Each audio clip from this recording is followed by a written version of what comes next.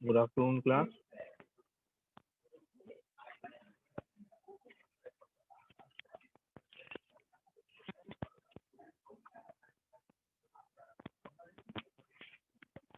Good afternoon, sir.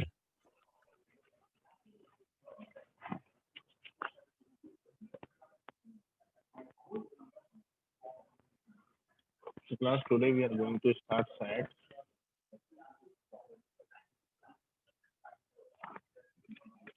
So, in last class we have seen array list. Today we are going to look into this SAT. भैया set की जरूरत कब पड़ेगी हमको? When we want to discard duplicates, okay? मतलब हमारे project की कुछ ऐसी रिक्वायरमेंट है कि हमको सिर्फ यूनिक वैल्यूज मेंटेन करनी है, तब हम क्या करेंगे? तब हम यूज करेंगे सेट को, ओके? तो सर ये सेट और मैप लिस्ट वगैरह जावा में लेटेस्ट वर्जन में आया है क्या? नहीं बेटा, ये जावा में ये शुरू से था, 1.1 से ही था। 1.5 में इनको जेनरिक कर दिया गया, ओके? ये शुरू से ही था जावा में, but it's an advance concept. Like ये कलेक्शन जो है जावा का डेटा स्ट्रक्चर कॉन्सेप्ट है कि how to maintain manage your data. क्या होता है कि लिस्ट बनाने के लिए you have to take care, for example कि आपको एक सेट बनाना है, आपको एक सेट बनाना है। सेट की मैथमेटिकल प्रॉपर्टी होती है कि भैया यूनिक वैल्यू चाहिए होंगी, है ना? मैथमेटिकल प्रॉपर्टी होती है यूनिक वैल्यू होंगी। अब मैंने आपसे बोला कि एक ऐसी लिस्ट बना दो जिसके अंदर यूनिक होंगे, ठीक है? तो आपके जावा का कॉन्सेप्ट था, कभी भी आपको लिस्ट बनाने का कोई भी बोलेगा मतलब सेम टाइप वेरिएबल्स को लेके आपको एक लिस्ट बनानी है। अब सेम टाइप यहाँ पे हम ऑब्जेक्ट्स की बात कर लेते हैं कि सेम टाइप ऑब्जेक्ट्स की लिस्ट बनानी है। तो the very first thing you will create an array. आप क्या क्रिएट कर लेंगे? एक एरे क्रिएट कर लेंगे। अब ये एरे में तो एंट्री होती जाएगी, है ना? आप इंडेक्स बेसिस पे 0 पे 1 पे 2 पे 3 पे ऐसे वैल्यू करते जाएंगे। बट अब इसको इस एरे को सेट के जैसे इम्प्लीमेंट कैसे करें कि मान लीजिए यहाँ वैल्यू थी 2, 8, 18, 19, ठीक है? ये वैल्यूज थी। अगली वैल्यू आ रही है आपके पास 20, ओके? आपके पास स्पेस भी है, तो ये 20 एंटर करूँ कि नहीं करूँ, तो आपको क्या करना पड़ेगा, यहाँ से कंपेयर करना पड़ेगा 20 not present not present not present not present, और अगला एम्प्टी मिल गया आपको, है ना। आपके पास 4 एलिमेंट्स है, आपने 4 से कंपेयर कर लिया, मतलब 5वें एलिमेंट में आप 20 को स्टोर करा सकते हैं। तो आपने क्या किया भैया, आपको कंपेरिजन करना पड़ा, आपको इसके लिए क्या लिखना पड़ा, लॉजिक लिखना पड़ा, पूरा लॉजिक लिखना पड़ा आपको। तो जावा ने बोला कि ये जो लोअर लेवल प्रोग्रामिंग ये हम पे छोड़ दीजिए, और आप सीधे के सीधे इम्प्लीमेंटेशन को यूज करिए, सीधे के सीधे इम्प्लीमेंटेशन को यूज करिए। Okay, so that's why they have created this data structure, है ना। ये कुछ उन्होंने सेलेक्टिव डेटा स्ट्रक्चर को इम्प्लीमेंट कर दिया है, so you can use the features, you can use the features, कि डायरेक्टली आप इनको यूज करके अपने लो लेवल लॉजिक्स के बारे में आप ना सोचें, that is maintained by the Java, and आप क्या करें, अपने प्रोजेक्ट का सॉल्यूशन बनाएं। ओके, अब प्रोग्रामिंग लैंग्वेज के साथ साथ क्या थी, इन्होंने लाइब्रेरी प्रोवाइड की। इन्होंने क्या किया, लाइब्रेरी, जो लाइब्रेरी आप यूज करके डायरेक्टली आप क्या कर सकते हैं, प्रोजेक्ट बिल्ड कर सकते हैं। लाइब्रेरीज को यूज करके आप डायरेक्टली क्या कर सकते हैं, प्रोजेक्ट को बिल्ड कर सकते हैं। ठीक है, so that's why they bought this collection framework, कि आपको क्या करना है, आपको ये करना है कि आप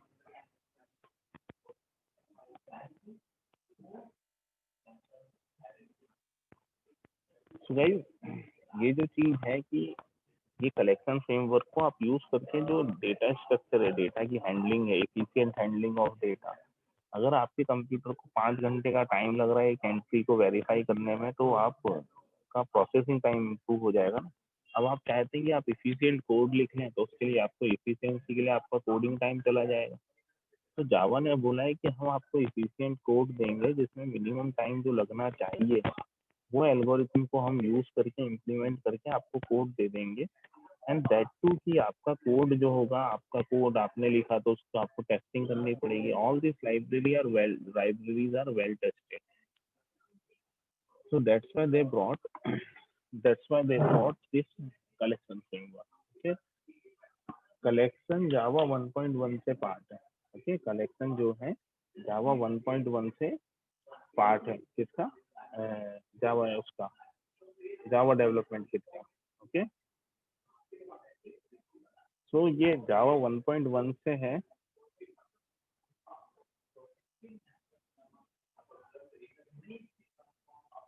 सो इसके एडवांटेजेस हम यूज करके क्या कर सकते हैं, हम like we start programming. Okay, ठीक है भैया। तो सेट इंटरफेस क्या करेगा, डुप्लीकेट नहीं करेगा, इंट्रोड्यूस। ओके, डुप्लीकेट आपको अलाउ नहीं करेगा, है ना। So that will give you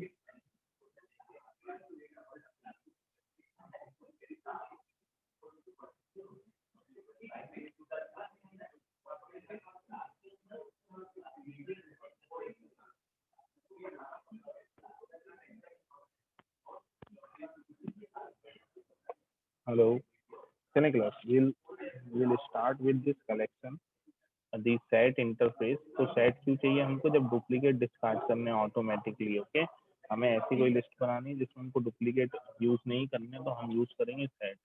ये सेट इंटरफेस किस इंटरफेस का सब इंटरफेस है, कलेक्शन इंटरफेस का। Set is an unordered collection. Unordered मतलब will not maintain any order, will not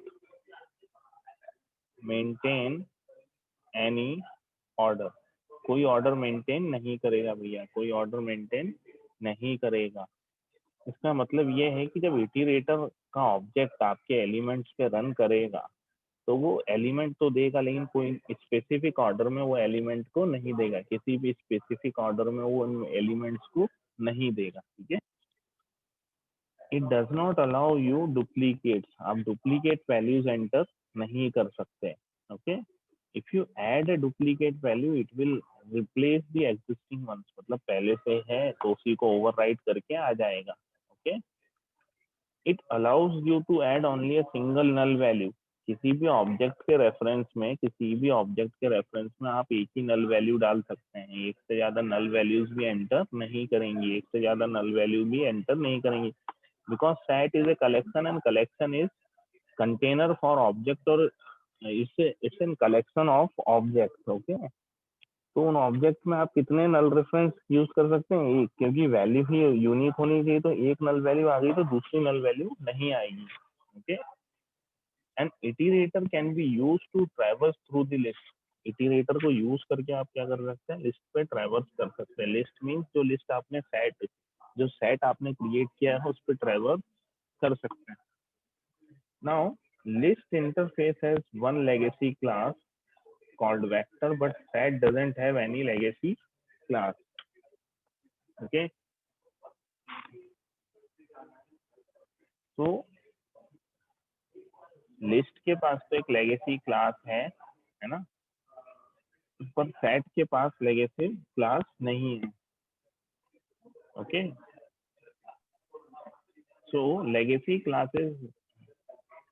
classes जो होती हैं वो क्या करती हैं? वो आपसे जो कलेक्शन फ्रेमवर्क आया था उस टाइम से, उससे पहले से लेगेसी क्लासेस अवेलेबल हैं। ठीक है, सो जहाँ पे कलेक्शन फ्रेमवर्क नहीं था उससे पहले से ये क्लासेस हैं। तो क्या किया, लिस्ट के इंटरफेस में एक सब क्लास है वेक्टर, ठीक है, जो कि लेगेसी क्लास का है ना, जो कि लेगेसी क्लास का पार्ट था शुरू से। ये लेगेसी क्लासेस क्या करती थी भैया? आपको कलेक्शन फ्रेमवर्क से पहले ऑब्जेक्ट का जो डेटा स्ट्रक्चर मेंटेन करने में आपको वो देती थी, डेटा हैंडलिंग में आपको ये हेल्प करते थे। ओके, तो क्या हुआ, 1.2 में आया कलेक्शन फ्रेमवर्क। ओके, तो 1.2 में जब कलेक्शन फ्रेमवर्क आया तो जो लेगेसी क्लासेस थे उनमें से सिर्फ वेक्टर को इस कलेक्शन फ्रेमवर्क में इंक्लूड किया गया। ओके, तो लिस्ट का सब सेट है जो वो है, वेक्टर भी उसके सबसेट में उसको इंक्लूड कर दिया गया। ओके,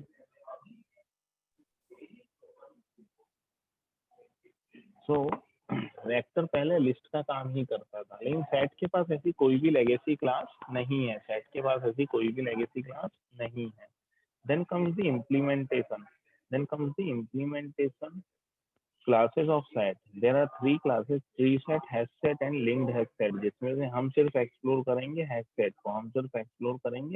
को। tree set and linked hash set आप एक्सप्लोर कर सकते हैं। tree set and linked hash set कि उनका इम्प्लीमेंटेशन कैसे, उसके अगर आपको ट्री सेट बनाना है तो आप कैसे बना सकते हैं। ठीक है, ओके, तो भैया यहाँ बात करते हैं हम अनऑर्डर्ड सेट की, है ना, अनऑर्डर्ड सेट की।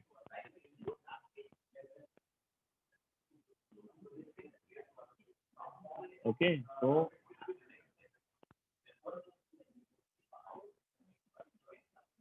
भैया ये क्या होता है कि यहाँ पे आपको मिलेंगे सेट। क्या होता है? Set is an unordered unique collection of elements. Okay, तो अनऑर्डर्ड मीन्स कि इसका कोई भी स्पेसिफिक ऑर्डर नहीं रहेगा। ठीक है, नाउ हैश सेट आपको मिलता है। हैश सेट क्या करता है? हैश सेट अपने अंडरलाइन में हैश टेबल को यूज करता है। हैश सेट अपनी अंडरलाइन में हैश टेबल को यूज करता है। ये हैश टेबल को यूज करने से it will speed up finding, adding and removing of element. जो प्रोसेस होता है किसी भी डेटा स्ट्रक्चर में डेटा को ऐड करना, फाइंड करना या रिमूव करना, उस प्रोसेस को हैश टेबल क्या कर देता है? इम्प्रूव कर देता है। जबकि ट्री सेट क्या यूज करता है? Uses a binary tree to speed up finding, adding and removing of element. Okay, तो ये क्या करता है? बाइनरी ट्री को यूज करता है, जिसमें क्या होता है कि फाइंडिंग, एडिंग और रिमूविंग जो होती है वो स्पीड अप हो जाती है। तो दोनों के अंडरलाइन इम्प्लीमेंटेशन क्या है? अलग है। ओके, अब हम डिस्कस कर लेते हैं व्हाट इज हैश टेबल। तो व्हाट इज हैश टेबल? अब हैश टेबल क्या होगा भैया? तो एक ये देखिए, as the name suggest, it's an table which contain all the hash value. Okay, it's a table which contains all the hash value. ठीक है भैया। तो ये क्या है, हम इसको एरे के थ्रू समझेंगे, बाकी अभी जो आप वो समझेंगे, जो पढ़ेंगे अगर इंटरनेट पे कभी भी सर्च करेंगे तो hash table is an collection of list, जहाँ पे हर एक लिस्ट डायनामिकली ग्रो करती है, जहाँ पे हर एक लिस्ट डायनामिकली ग्रो करती है। ठीक है भैया, ओके। सो हम यहाँ एरे के एग्जांपल से समझेंगे। This is the simplest kind of hash table in an array of record. Okay, तो हमने एरे के थ्रू एक हैश टेबल मेंटेन किया है यहाँ पे। This example has 701 record, 701 record है। तो हमारे पास वैलिड इंडेक्स कहाँ से हो गई भैया, 0 से लेके 700 तक हमारे पास क्या है, वैलिड इंडेक्स है। Okay, so each record has a special field call it's की। जो भी रिकॉर्ड में हैश टेबल में इंसर्ट करूंगा उसके पास एक स्पेसिफिक फील्ड है, स्पेशल फील्ड है, उसको हम क्या बोलते हैं, की। on the basis of this key, on the basis of this key, record is entered into hash table. ठीक है, इस की के बेसिस पे ही रिकॉर्ड एंटर करता है हैश टेबल पे। ठीक है बेटा। सो हम क्या कर रहे हैं यहाँ पे, हमने इस एग्जांपल के लिए एक लॉन्ग लॉन्ग की ली है हमने, नंबर टाइप की। Okay, long integer field call, उसको नाम दिया है नंबर, और उसको एक लॉन्ग टाइप है उसका। ठीक है, वो वैल्यू यूज की है, और ये वैल्यूज जो होंगी, ये रिकॉर्ड्स क्या होंगे, हैश टेबल में इंक्लूड होंगे। ठीक है, अब ये नंबर क्या हो सकता है, what this number can be, this number can be person's identification number, okay, and the rest of the record is the information of that person. For example, roll number, किसी भी बच्चे का रोल नंबर पूछ ले तो roll number एक numeric value है, for example 57। अब 57 ये रोल नंबर है, इस रोल नंबर के अगेंस्ट में जो भी रिकॉर्ड हमको मिलेगा उसमें यूजर का नाम होगा, एड्रेस होगा, परमानेंट एड्रेस होगा, हॉस्टल एड्रेस होगा, all these things will be there, that is the record which is associated with this unique number field with in the record. ये नंबर फील्ड भी विद इन द रिकॉर्ड ही होगी, लेकिन इस record के against में, इस number के against में हम उस रिकॉर्ड को आइडेंटिफाई कर सकते हैं। ठीक है,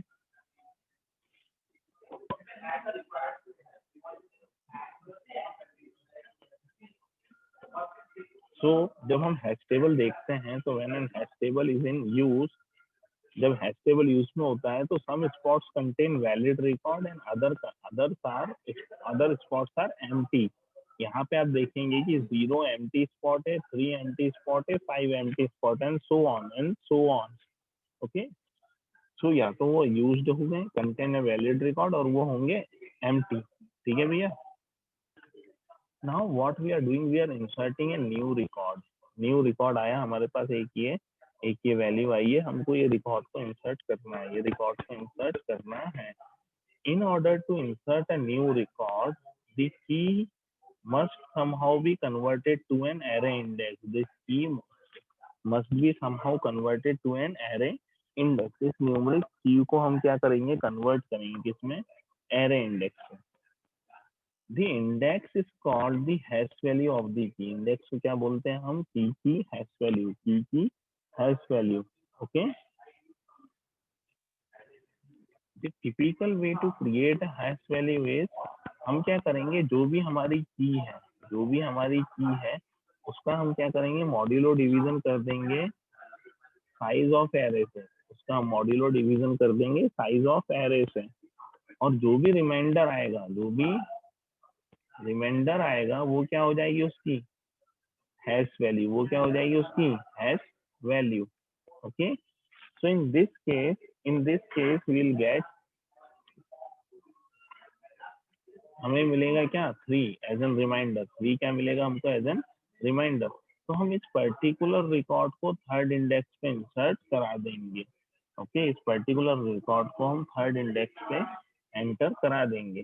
the hash value is used for the location of new record. Okay, the hash value is used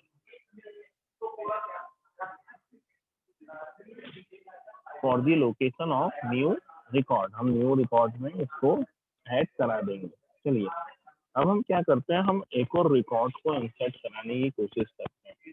हमने एक और रिकॉर्ड लिया, उसको इंसर्ट कराने की कोशिश की, जिसकी कैलकुलेटेड हैश वैल्यू आई हमको 2, जिसकी कैलकुलेटेड हैश वैल्यू आई हमको 2। लेकिन जब हम 2 पे गए तो हमने देखा कि वहां पे तो एग्जिस्टिंग रिकॉर्ड है, वहां पे तो एग्जिस्टिंग रिकॉर्ड है, ऐसा कैसे हो सकता है? तो ऐसा देखिए, हम एक छोटे से पांच पांच वैल्यू के एरे से समझने की कोशिश करते हैं, ठीक है? ओके, 0 to 4 इसकी वैलिड इंडेक्सेस हैं। अब मेरे पास पहली वैल्यू आई 55, ठीक है? इस लेंथ, इस एरे का साइज क्या है? 5। तो मैंने किया मॉड्यूलो डिवीजन 5, रिमाइंडर क्या मिला बेटा मेरे को? 0। तो मैंने 55 को क्या किया? 0 पे एंटर करा दिया, 55 को 0 पे एंटर करा दिया। अगली वैल्यू मिली मुझे 18। मैंने जब मॉड्यूलो डिवीजन 5 किया तो रिमाइंडर क्या मिला मुझे? 3। तो मैंने थर्ड इंडेक्स पे 18 को एंटर करा दिया। अगली वैल्यू मिली मुझे 28। जब मैंने मॉड्यूलो डिवीजन किया तो रिमाइंडर मिला मुझे 3। जब मैं 3 पे गया इस 28 को स्टोर कराने, तो 3 पे पहले से 18 है। ओके, अब 18 अगर 3 पे पहले से है तो व्हाट शुड आई डू? और इस सिचुएशन को क्या बोलते हैं? इस सिचुएशन को क्या बोलते हैं? इस सिचुएशन को बोलते हैं कोलिजन। इस सिचुएशन को बोलते हैं कोलिजन। कि जब दो किसी रिकॉर्ड की हैश वैल्यू सिमिलर आ जाए, दो रिकॉर्ड की हैश वैल्यू क्या आ जाए? सिमिलर आ जाए, तो हम उसको बोलते हैं कोलिजन। ओके, तो कोलिजन की केस में क्या होता है? अब हम इंसर्ट कहाँ करें? अब इस पर्टिकुलर की हैश वैल्यू तो 2 थी, तो हम इसको इंसर्ट कहाँ करें? तो उसका सॉल्यूशन हमारे पास आता है, when collision occurs, move forward until you find an empty spot। जब कोलिजन मिलेगा तो क्या करना है? मूव फॉरवर्ड करना है एम्प्टी स्पॉट पे। अब हमको 2 पे कोलिजन मिला था, यहाँ क्या हुआ था? कोलिजन कोलिजन हुआ था। कोलिजन होने के बाद हमको क्या करना है? मूव फॉरवर्ड करना है। हम अगले इंडेक्स पे आए, ऑक्यूपाइड। अगले इंडेक्स पे आए, ऑक्यूपाइड। अगले इंडेक्स पे आए, एम्प्टी। तो हमको क्या मिल गया भैया? Empty spot. अब जो एम्प्टी स्पॉट है उसमें हम क्या करेंगे? उसमें हम क्या करेंगे? इस नए रिकॉर्ड को सेव कर देंगे। ओके, इस नए रिकॉर्ड को हमने क्या किया? सेव कर दिया। यहाँ पे 5th लोकेशन पे, 5th इंडेक्स पे। the new record goes in the empty spot। the new record goes in the empty spot। ठीक है भैया, नया रिकॉर्ड कहाँ गया? एम्प्टी स्पॉट पे चला गया। तो कोलिजन हुआ। कोलिजन को हमने कैसे रिमूव किया? जहाँ कोलिजन हुआ इस इंडेक्स से, हमको जब तक एम्प्टी स्पॉट नहीं मिलता हम क्या करते गए? आगे बढ़ते गए। और हमने क्या किया आगे बढ़ के? जैसे ही एम्प्टी मिला, हमने उस पर्टिकुलर रिकॉर्ड को एंटर करा दिया। चले, now I want to search for a key। now I want to search for a key। the data attached to a key can be found fairly and quickly। अब मुझे इस की को ढूंढना है अपने हैश टेबल में। मैं इसका मॉड्यूलो डिवीजन करूंगा 701 से, मुझे क्या मिल जाएगी? Hash value. और उस हैश वैल्यू को लेके आके मैं क्या करूंगा? जो भी इंडेक्स उससे निकल के आ रही है उस पे ले जाके मैच करूंगा। फॉर एग्जांपल ये होती, यहाँ पे मैं लाके क्या करता? मैच करता। किसको? इस हैश वैल्यू को। इस हैश वैल्यू से एक की मिली है, हैश वैल्यू जिस ऑब्जेक्ट से बनी है उस ऑब्जेक्ट को क्या करता मैं? मैच करता। सो नाउ हमें मिली इसके लिए, हमें इस पर्टिकुलर चीज के लिए हैश वैल्यू क्या मिली? 2। इस पर्टिकुलर नंबर के लिए हमें हैश वैल्यू मिली 2। ओके,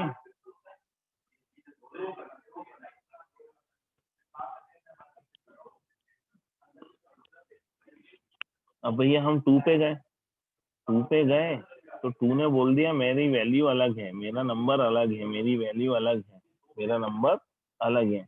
अब हम क्या करेंगे? उस लोकेशन पे चेक करेंगे। अगर हमें नहीं मिला तो हम क्या करेंगे? Again the same thing. Sorry,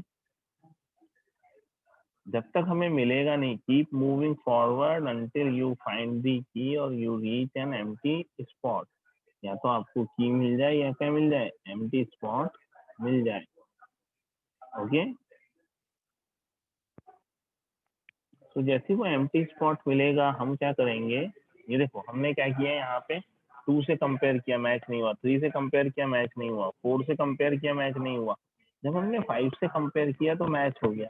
अब हम इसको क्या करेंगे, इसको हम क्या करेंगे, when the item is found the information can be copied to the necessary location, the information can be copied to the necessary location जहाँ से उसको बुलाया गया है। ओके, तो इस तरीके से हम सर्च करेंगे। नाउ डिलीट करना है रिकॉर्ड, रिकॉर्ड में also be deleted from hash table, hash table से हम रिकॉर्ड डिलीट कर सकते हैं। फॉर एग्जांपल हमको ये फोर्थ इंडेक्स पे जो नंबर भेजा है उसको डिलीट करना है। ओके, नाउ जब हम उसको डिलीट कर देंगे, रिकॉर्ड में also be deleted from hash table but the location must not be left as an ordinary empty slot.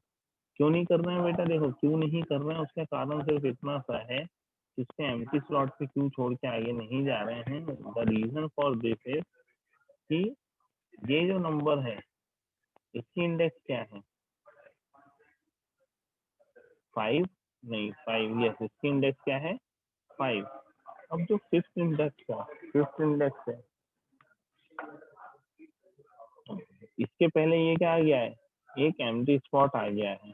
अब जब मैं इस वाले को ढूंढूंगा तो वो यहाँ आएगा, इसके आगे आएगा, यहाँ आएगा और देखेगा एम्प्टी स्पॉट है, तो वो बोल देगा कि भैया आपका जो वो था कोड, आपका जो ऑब्जेक्ट था, रिकॉर्ड था, वो मुझे मिला नहीं, but that record is still in your hand. तो what you can,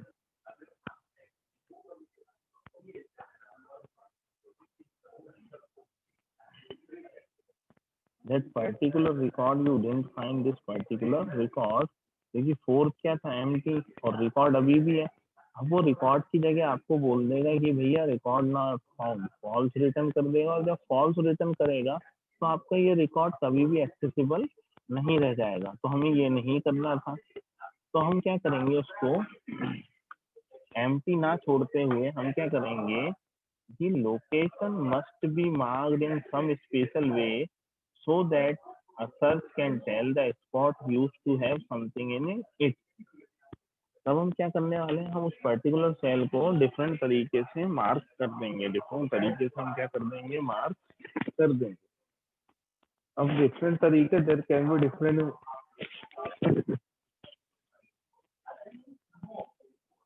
can be different veg.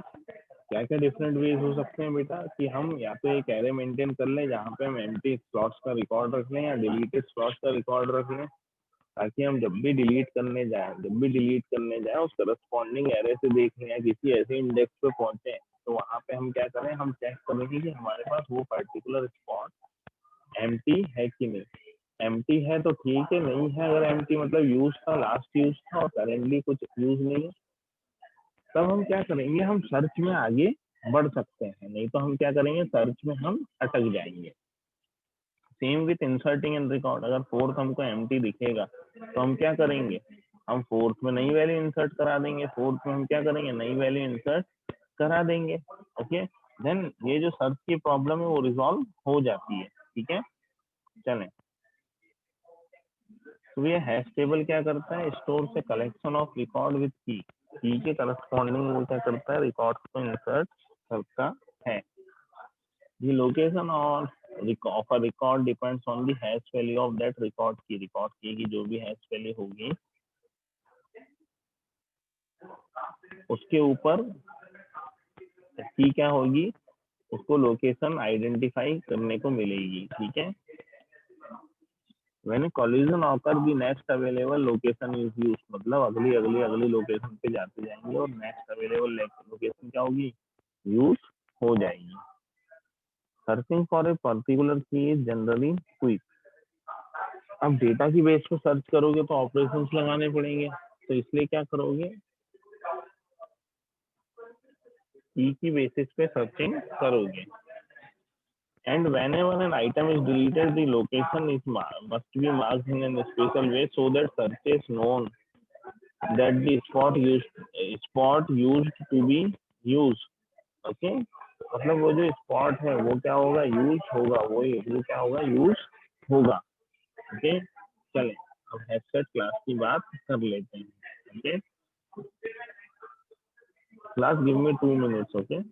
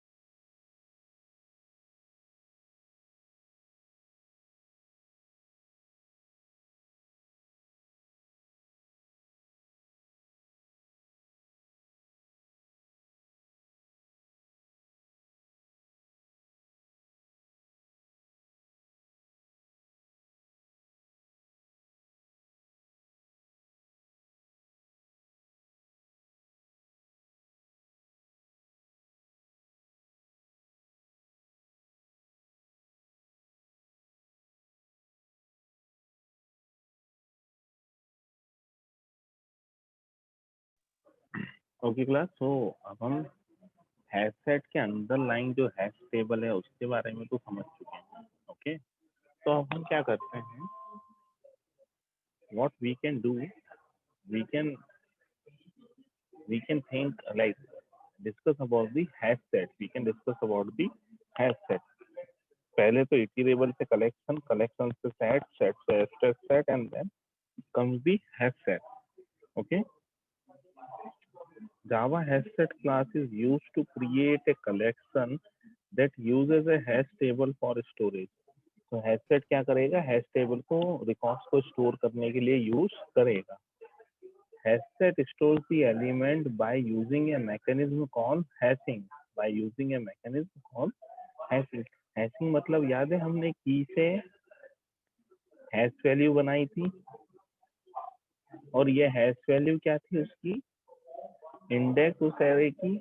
तो ये की से जो हैश वैल्यू बनाते हैं, इस प्रोसेस को हम बोलते हैं हैशिंग, इस प्रोसेस को हम बोलते हैं हैशिंग।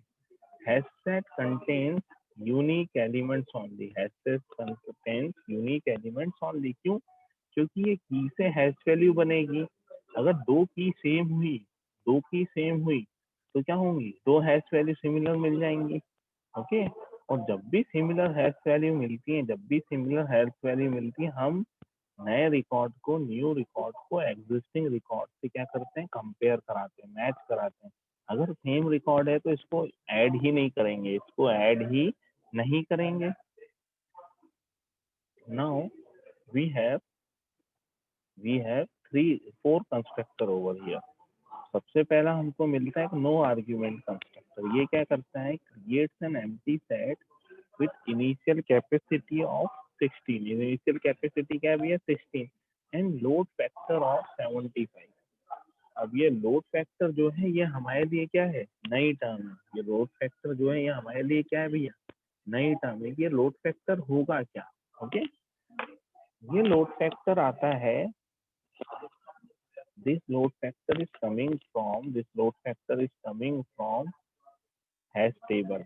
ओके, क्या होता है कि मान लीजिए आपका एक हैश टेबल है एरे के फॉर्म में, जिसके पास 5 एलिमेंट स्टोर करने की क्षमता है ना। ठीक है, चले 5 को बोल देता हूँ, 10 बोल देता हूँ, 10 एलिमेंट स्टोर करने की कैपेसिटी है।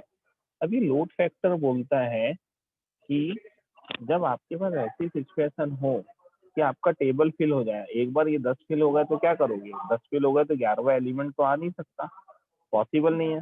तो ऐसी सिचुएशन में हम क्या करते हैं, हैश सेट टेबल की कैपेसिटी को 20 कर देते हैं। देखो पहले 10 थी, अब हमने 20 कर दी। जब मैं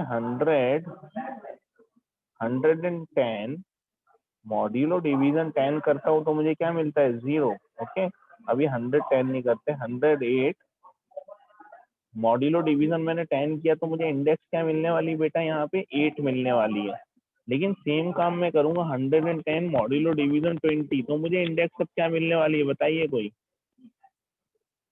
still 8, still 8, okay, still 8।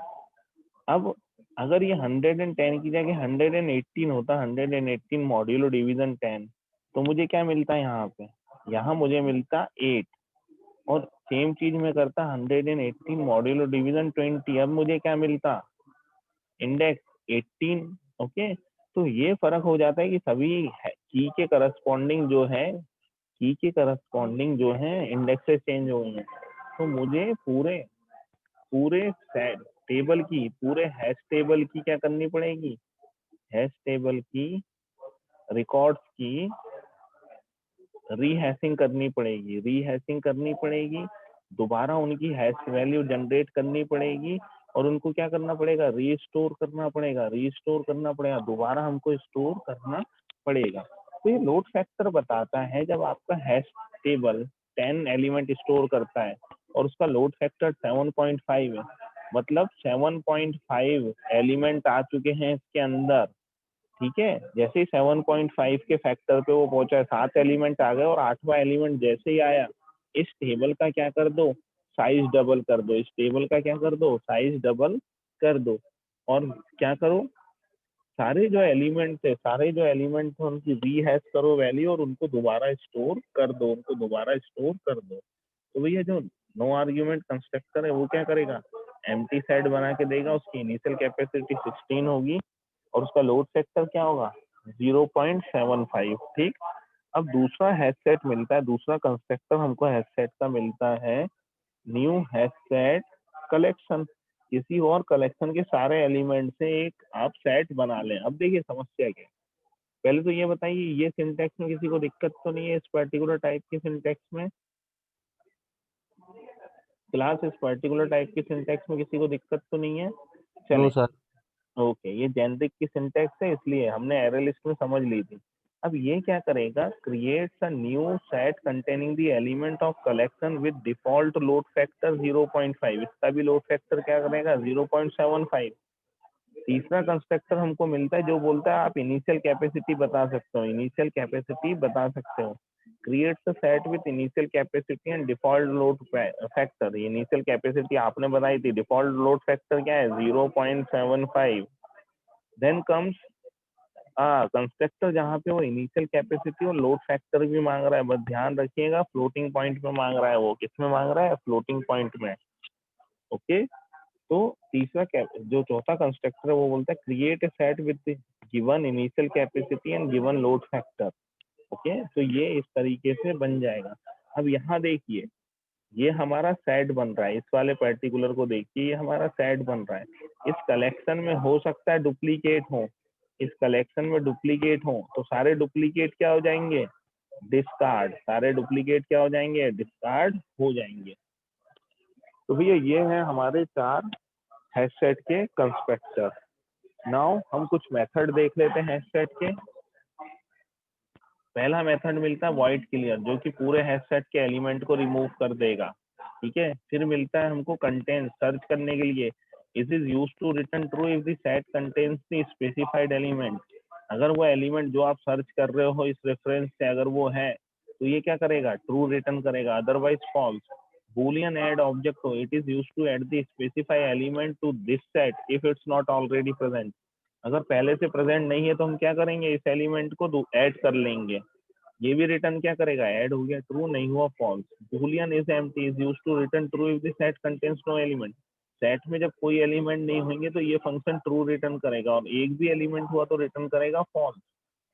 Boolean remove object हो, it used to remove the specify element from the set if it is present.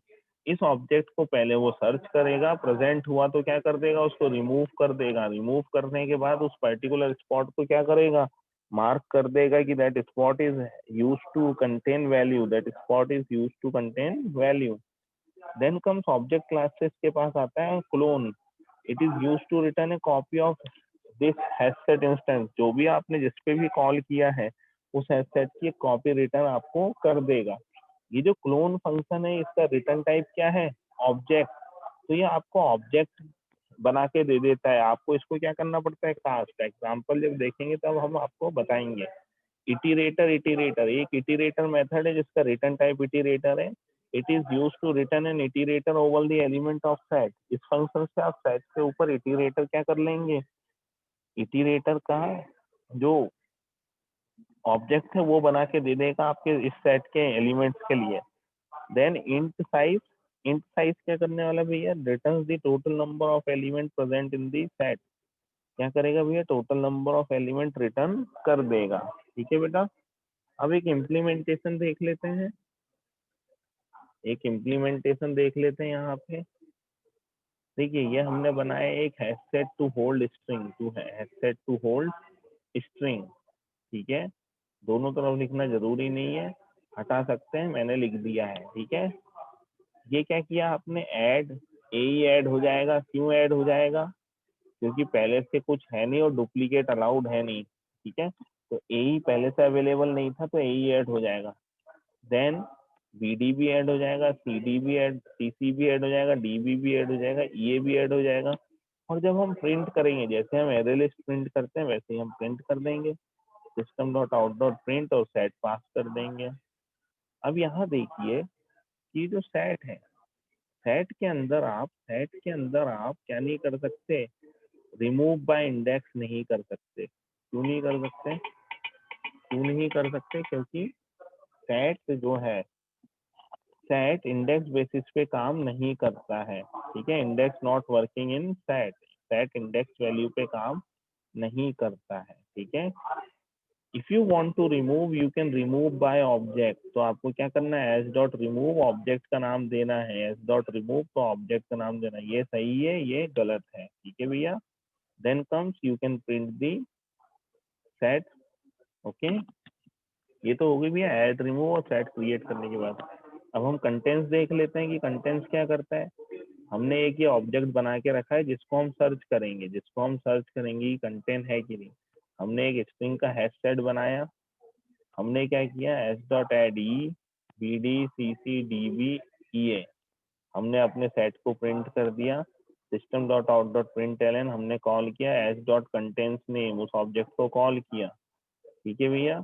अब ये क्या करेगा, अगर इस कलेक्शन एस के अंदर, इस सेट एस के अंदर, इस सेट एस के अंदर ये पर्टिकुलर डीबी नाम का वेरिएबल होगा, डीबी नाम की वैल्यू होगी, तो ये क्या कर देगा, रिटर्न ट्रू। अब यहाँ दिख रहा है कि भैया डीबी नाम की वैल्यू है, तो ये क्या कर देगा, रिटर्न ट्रू।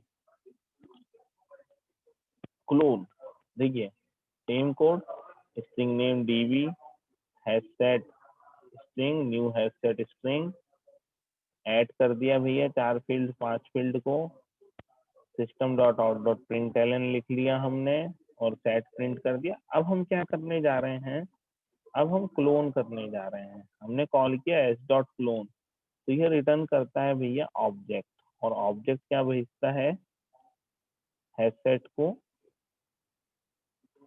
ये ऑब्जेक्ट क्या होता है, ये जो है क्लोन है, ये हैशसेट का जो क्लोन बना रहा है, एस एस करके जो ये हैशसेट इसका जो क्लोन बना रहा है, ये उस क्लोन को क्या करेगा भैया, उस क्लोन को ऑब्जेक्ट के फॉर्म में बना देगा। किसके फॉर्म में, ऑब्जेक्ट के। अब ये क्या है, हैशसेट, ये हैशसेट जो है ये ऑब्जेक्ट क्लास का चाइल्ड है। ये क्या है, चाइल्ड। तो चाइल्ड के रेफरेंस के अंदर पेरेंट का ऑब्जेक्ट होल्ड नहीं हो सकता, तभी हम इसको क्या कर रहे हैं, टाइप कास्ट, तभी हम इसको क्या कर रहे हैं, कास्टिंग कर रहे हैं। हमने उसको क्या कर दिया, ऑब्जेक्ट से कास्ट करके हैश कोड हैश सेट बना दिया, और ये हमने हैश सेट प्रिंट कर लिया। So guys, that's all for this class. We'll see you in the next class with the implementation of that. Thank you.